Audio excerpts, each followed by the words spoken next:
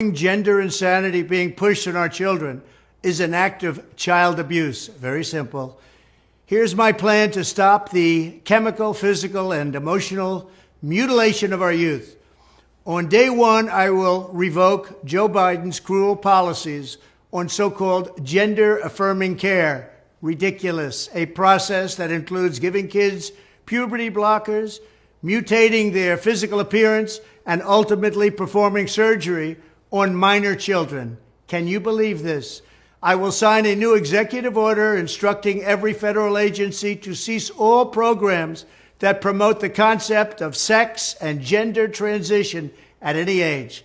I will then ask Congress to permanently stop federal taxpayer dollars from being used to promote or pay for these procedures and pass a law prohibiting child sexual mutilation in all 50 states. It'll go very quickly.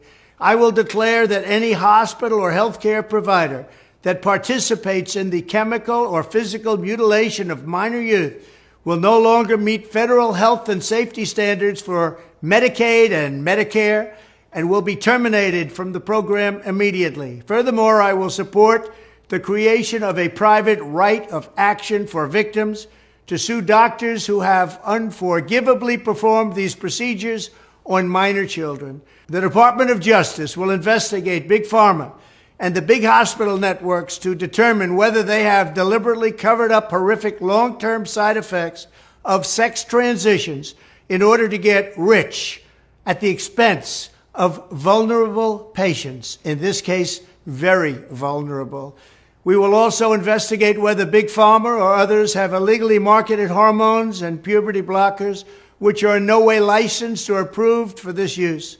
My Department of Education will inform states and school districts that if any teacher or school official suggests to a child that they could be trapped in the wrong body, they will be faced with severe consequences, including potential civil rights violations for sex discrimination and the elimination of federal funding. As part of our new credentialing body for teachers, we will promote positive education about the nuclear family, the roles of mothers and fathers, and celebrating rather than erasing the things that make men and women different and unique. I will ask Congress to pass a bill establishing that the only genders recognized by the United States government are male and female, and they are assigned at birth. The bill will also make clear that Title IX prohibits men from participating in women's sports, and we will protect the rights of parents from being forced to allow their minor child to assume a gender which is new and an identity without the parents' consent.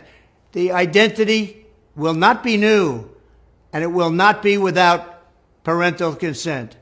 No serious country should be telling its children that they were born with the wrong gender, a concept that was never heard of in all of human history. Nobody's ever heard of this, what's happening today.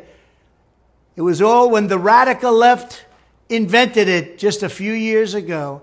Under my leadership, this madness will end. Thank you very much.